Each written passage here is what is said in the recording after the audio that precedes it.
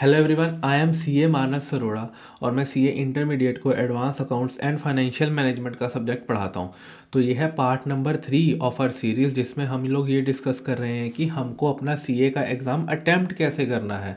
ये है part number 3 हमारी सीरीज़ का, do our handwriting matter in our CA exam और नॉट। इसके पहले दो पार्ट्स में हमने दो तरह के एग्ज़ाम्स को डिस्कस कर लिया था। पहले पार्ट में हमने डिस्कस किया था जी हमारे टेक्स्ट से पेपर को, चाहे आप फाइनल का टेक्स्ट लिख रहे हो या फिर आप इंटर का टेक्स्ट लिख रहे हो। तो ये कैसे अटेम्प्ट करना है ये हमने पार्ट 1 में डिस्कस कर लिया था। ये है जी पार्ट 2, जिसमें हमने कि हमारे प्रैक्टिकल सब्जेक्ट्स को कैसे अटेम्प्ट करना है। चाहे आप इंटर का एडवांस अकाउंट्स और एफएम दे रहे हो और कॉस्टिंग का पेपर दे रहे हो, चाहे आप फाइनल का एफआर या एएफएम का पेपर दे रहे हो। इसमें हमने डिस्कस किया है कि आपकी हैंड राइटिंग अगर अगर रीडेबल है तो आप कैसे अपने एग्जामिनर को अपना एग्ज़ाम रीड करवा पाओगे। और थर्ड पार्ट में हम लोग ये डिस्कस करेंगे कि हमको थ्योरी सब्जेक्ट को कैसे करना है। पहले दो में तो ठीक है, प्रैक्टिकल और थ्योरी मिक्स था, बट इसमें तो प्योर ही थ्योरी है। और अगर आपकी हैंड राइटिंग में थोड़े से इश्यूज हैं तो आपको यहाँ पे बहुत इशू आ सकता है। तो इसीलिए ये वाला पार्ट बहुत इंपॉर्टेंट हो जाता है। पहले दो पार्ट का लिंक मैं डिस्क्रिप्शन में डाल दूंगा। अभी हम शुरू करते हैं जी हमारा पार्ट नंबर 3। मैं आपको अपना ऑडिट का फाइनल का पेपर दिखाऊंगा, जिसमें कि मैंने कैसे प्रेजेंटेशन करी हुई है, कैसे एसेस के नंबर्स को लिखा है और कैसे मैंने ऑडिट के एग्ज़ाम में प्रेजेंटेशन करी थी हमारे फाइनल के पेपर में। ठीक है जी,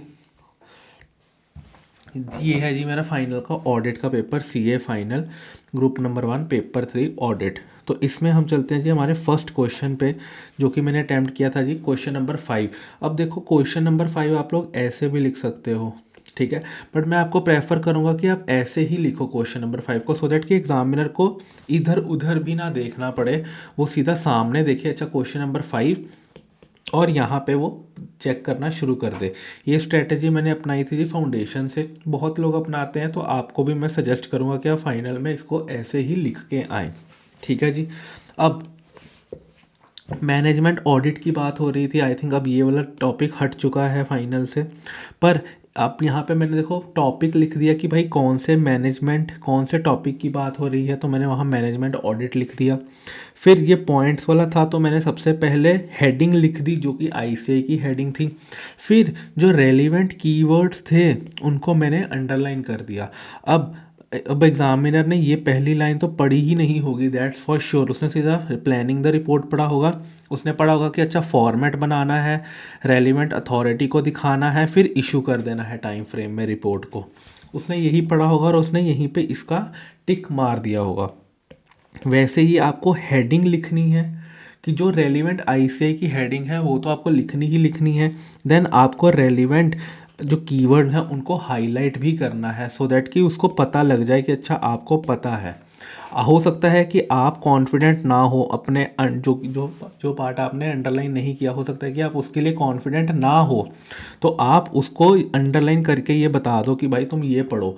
और मैं आपको 99% केस में बता सकता हूँ कि अगर आपने रेलिवेंट चीज़ों को अंडरलाइन करा है तो आपका एग्जामिनर ये सबको पढ़ेगा भी नहीं, और वो खुशी खुशी में कि भाई अगर आप उसका एक आधा नंबर बचा दोगे पेपर में तो आपको वो कुछ ना कुछ आपको बेनिफिट ज़रूर दे के जाएगा ही जाएगा। ठीक है जी। नेक्स्ट गैदरिंग द इन्फॉर्मेशन, फिर आपको रिपोर्ट इशू करनी है। रिपोर्ट इशू कैसे करनी है, फिर अपने पॉइंटिंग अथॉरिटी, एंटिटी के गवर्नेंस, नेचर ऑफ एंटिटी, मतलब वही है ना कि ये सब रेलिवेंट कीवर्ड्स हैं जो कि मैंने लिखे हुए हैं। ठीक है, ऐसे ही जैसे मेरे को अभी देखो 5 में से 4 नंबर मिले हुए हैं, कहीं एक आधा कुछ पॉइंट ऊपर नीचे रह गया होगा जो मैंने गलत लिखा है, पर हाँ वैसे 5 में से मेरे को पूरे 4 नंबर मिले ही हैं। नेक्स्ट, अब यहाँ पे केस स्टडी वाले क्वेश्चन आते हैं। सबसे पहले तो आपको पूछता है कि क्या ये सही था या गलत था।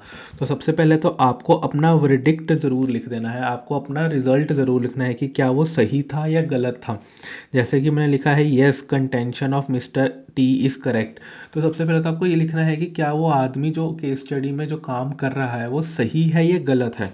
सबसे पहले तो आपको ये लिखना है, इसका 1 नंबर होता ही होता है, इसको आप भाग नहीं सकते इससे, क्योंकि ये देखो 5B चल रहा है और यहाँ पे उसने चेकिंग करी हुई है।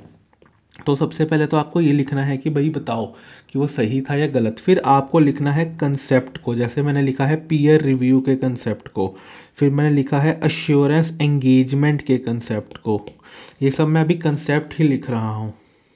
फिर मैंने थोड़ा सा एट द एंड आते आते उसको बता दिया कि भाई since the peer review is concerned with assurance services and management तो it is not an assurance engagement। यहाँ पे मैंने अपना आपको प्रेडिक्ट दे दिया and hence mister T is correct. तो मैंने सबसे, अब देखो मोस्टली जो नंबर हैं वो सब इसके हैं। आपने जब रट्टे मारे होंगे तो आपने इस पार्ट को रट्टा मारा होगा अपने पे एग्ज़ाम के लिए। तो ये पार्ट आपको ऊपर लिखना है कि येस और नो, ये आपको जो याद किया है वो लिखना है। फिर आपको लिखना है एट द एंड में अपने केस को, जो आपका प्रोविज़न है प्लस जो आपका केस बनता है उसको मिक्स करके लिखना है। एंड एट द एंड आपको दोबारा से कंक्लूजन में ज़रूर लिख देना है कि भाई कि कंक्लूजन में क्या लिखना है आपको, येस है या नो है। तो आपने दोबारा से लिख दिया मिस्टर टी इज़ करेक्ट। ठीक है जी। तो अब नेक्स्ट फिर आता है कि जैसे ये टैक्स ऑडिट का एक क्वेश्चन मैंने सॉल्व किया था। अब यहाँ पे जहाँ पे मेरे को लग रहा है कि इनकम टैक्स का सेक्शन लिखना ज़रूरी है, मैंने लिखा और मैंने अंडरलाइन भी किया। इमूवेबल प्रॉपर्टी की बात हो रही है, अंडरलाइन कर दिया। 10% के क्लॉज की बात हो रही है, एसडीवी वाले, स्टैम्प ड्यूटी वैल्यू। अब अगर ये होता मेरा इनकम टैक्स का पेपर तो मैं यहाँ पे सिर्फ और एसडीवी लिख देता, बट अब ये मेरा है थ्योरी वाला पेपर। तो मैंने देखो पूरा लिखा है। अगर आप मेरे पहला पार्ट देखोगे और दूसरा पार्ट देखोगे, वहाँ की प्रेजेंटेशन और यहाँ की प्रेजेंटेशन में बहुत ज़्यादा डिफरेंस है। वहाँ मैं एसडीवी ऐसे ही लिख देता था, बट यहाँ पे मैंने पूरा लिखा है क्योंकि ये थ्योरी का एग्ज़ाम है। बात वही है ना कि इट्स नॉट अबाउट कि आपको कितना आता है, इट्स अबाउट कि आपको जितना आता है क्या आप उसको बता पा रहे हो। तो यहाँ पे आपको वैसे दिखाना है। ठीक है जी। तो यहाँ पे आपने प्रॉपर लिखना है प्लस अंडरलाइन भी करना है। आपको यहाँ पे एरोज़ नहीं मारने, जैसे कि आपने पिछले पार्ट में देखा होगा कि मैंने एरोज़ मार मार के भी अपने आंसर लिखे हुए हैं, बट यहाँ पे आपको कहीं पे भी मैंने कहीं भी अभी तक एरोज़ नहीं मारे। मैं पॉइंट बाय पॉइंट लिख रहा हूँ क्योंकि ये थ्योरी का पेपर आपकी प्रेजेंटेशन मांगता है, अच्छी प्रेजेंटेशन मांगता है। ठीक है जी। फिर यहाँ पे ठीक है मैंने एस डी वी दोबारा लिख दिया क्योंकि मैंने यहाँ पे ऑलरेडी उसको प्रॉपरली ऊपर लिख दिया था। तो मैं दोबारा से एस डी वी पूरा ना लिखने की बजाय उसके शॉर्ट फॉर्म में लिख दूंगा। तो फिर मैंने फुल वैल्यू ऑफ कंसिडरेशन है जी टैक्स ऑडिट का फॉर्म 3 CD, और देखो क्लॉज भी लिखा है मैंने, क्लॉज का नंबर भी लिखा है और वो भी हाईलाइट किया हुआ है प्रॉपर। फिर क्या क्या डिस्क्लोजर देना है as per S D V, selling price, PAN, relationship of company, transfer, reason of such transfer.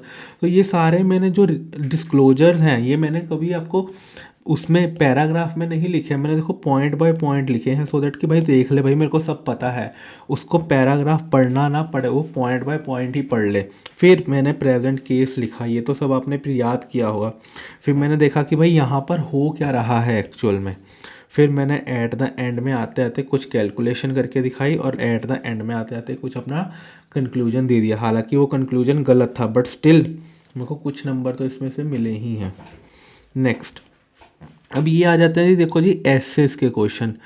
अब चाहे आप फाइनल में हो चाहे आप इंटर में हो, आपको एसेस तो आएंगे ही। ये बात याद रख लेना कि अगर आपको एसे का नंबर और नाम प्रॉपर याद है तो ही उसको कोट करना। अगर आपको थोड़ा सा भी डाउट है तो कोट मत करना। नंबर मिलेंगे तो नहीं, बट हाँ कट ज़रूर जाएंगे। अगर आप सही ऐसे लिखोगे तो इम्प्रेशन अच्छा पड़ेगा, नंबर एक्स्ट्रा नहीं मिलेंगे। बट अगर आपने गलत लिख दिया तो नंबर ज़रूर फालतू में कट जाएगा आपका। तो जैसे कि अब मेरे को पता था कि ऐसे 570 गोइंग कंसर्न का है, तो सबसे पहले मैंने क्वेश्चन में क्या लिखा भाई देख, मेरे को ऐसे पता है, नंबर भी पता है और नाम भी पता है। फिर सबसे पहले मैंने क्या लिखा पैराग्राफ में कि भाई ऑडिटर का ऑब्जेक्टिव क्या है इस ऐसे का, ऑडिटर क्या करना चाहता है। जनरली ये ऐसे ऑडिटर क्यों लगाता है, क्योंकि उसको sufficient and appropriate audit evidence चाहिए कि भाई जो तुम्हारी गोइंग कंसर्न की अजम्पशन है वो वैलिड है या नहीं है।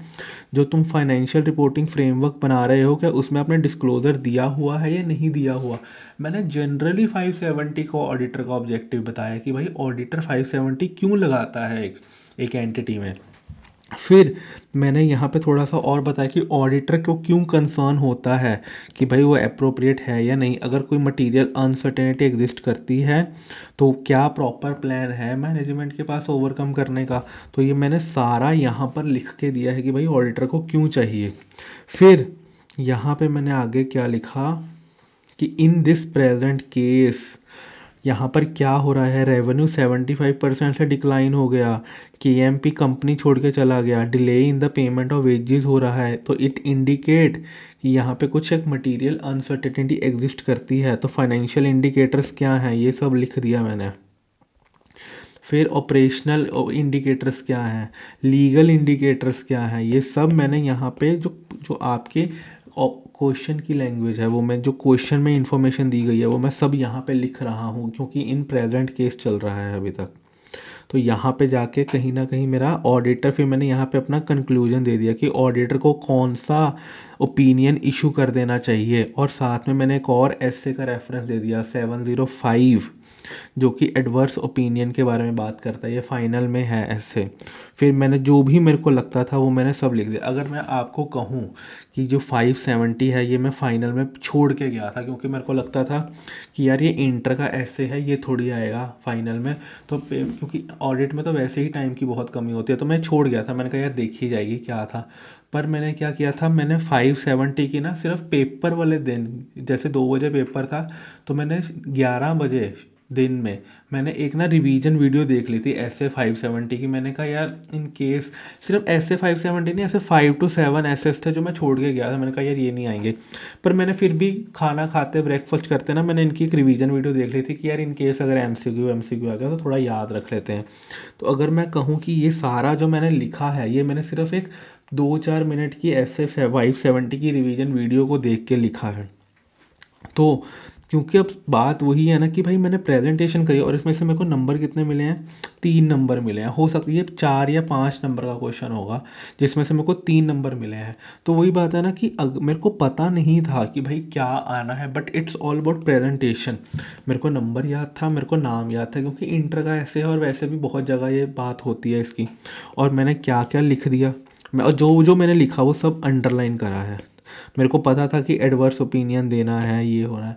तो वो, तो इट्स नॉट अबाउट कि भाई अगर आपको याद है तो ही आप लिख सकते हो, कि थोड़ा आपको कंसेप्ट भी पता है और आपको प्रेजेंटेशन भी आती है तो भी आपकी पार हो जाएगी नैया। ठीक है जी। नेक्स्ट वही फिर से ऐसे का क्वेश्चन है जी। पहले नाम लिख दिया, नंबर लिख दिया, ऑडिटर का ऑब्जेक्टिव लिख दिया, ठीक है जी।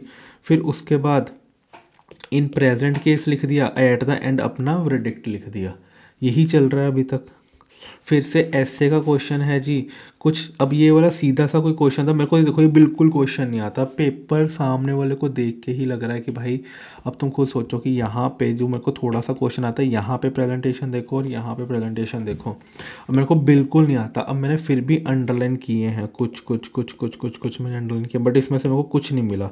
1C में से 0 नंबर मिले हैं मेरे को, क्योंकि आता ही नहीं था ये वाला। And then 230। अब यहाँ पर जाके आई थिंक मेरे पास टाइम की बहुत ज़्यादा कमी हो गई थी, यहाँ पे भी मेरे को 0 नंबर ही मिले हैं। 530 ऑडिट सैम्पलिंग, हालांकि देखो मैंने ऐसे सही लिखा है, बट अगर कंटेंट सही नहीं है तो भी मेरे को 0 नंबर ही मिला हुआ है। हालांकि अगर होता कि मेरा कंटेंट सही है और मेरा ये ऐसे का नाम नंबर गलत हो जाता तो वो 1 नंबर मेरा बैठे बैठाए काट ही लेता। ठीक है जी। देन वही नॉर्मल से क्वेश्चन है, ऐसे 550 रिलेटेड पार्टी।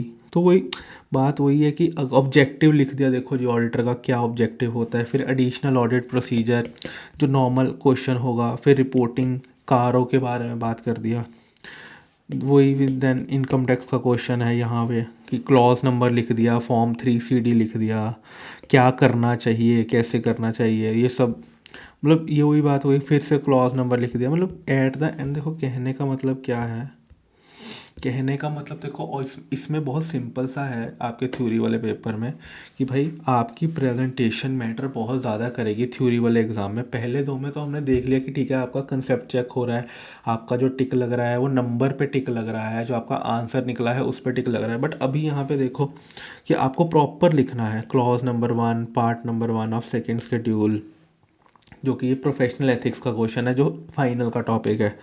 तो वही बात है कि आपको जो जो भी आपको आता है आपको लिखना तो है ही है, प्लस हाईलाइट भी। देखो कोई आपने ऐसा क्वेश्चन नहीं होगा जहाँ पे कुछ भी हाईलाइट ना हुआ हो, क्योंकि बिना हाईलाइट के तो बहुत ही मुश्किल है कि भाई मैं थ्योरी का पेपर लिख सकूं। आप मैंने तो फाइनल के मतलब तो हर पेपर में, चाहे वो थ्योरी है या प्रैक्टिकल है, मैंने अंडरलाइन करी ही हैं चीज़ें, जिससे कि एग्जामिनर का टाइम बचे और उसका क्रेडिट आपको मिले 1-2 नंबर के फॉर्म में। अब जैसे 570 अकाउंटिंग एस्टिमेट्स है जी, ऑब्जेक्टिव क्या है, ऑडिटर को क्या चेक करना है, हालांकि नंबर देखो कुछ नहीं मिला, 0 नंबर मिला हुआ, क्योंकि गलत है क्वेश्चन ही, 0 नंबर मिला हुआ है। बट आप कहोगे कि सर ऐसे का नंबर क्यों नहीं मिला, क्योंकि ऐसे का कोई नंबर होता ही नहीं है। पर अगर तुम इसको नहीं लिखोगे तो नंबर ज़रूर कट जाएगा। ठीक है जी। तो ये था मेरा एक एनालिसिस जो कि मैंने आपको अपने सामने रखा और आपका डाउट क्लियर किया कि हैंड राइटिंग मैटर करती है या नहीं करती है। तो एट द एंड हमारा कंक्लूजन यही निकलता है कि हैंड राइटिंग आपकी मैटर नहीं करती, पर आपकी हैंड राइटिंग और आपकी प्रेजेंटेशन ऐसी होनी चाहिए कि वो एक रीडेबल फॉर्म में हो आपकी प्रेजेंटेशन। हमने 3 तरह के एग्ज़ाम्स को देखा और समझा कि भाई कैसे कैसे हम अलग अलग तरह के एग्ज़ाम को अलग अलग तरह के प्रेजेंटेशन के साथ पार कर सकते हैं। बाकी अगर आपको और भी कोई डाउट है अपने एग्ज़ाम्स के रिलेटेड इंटर फाइनल में, तो आप प्लीज़ लेट मी नो और I will be happy to help you. ठीक है जी, थैंक यू वेरी मच।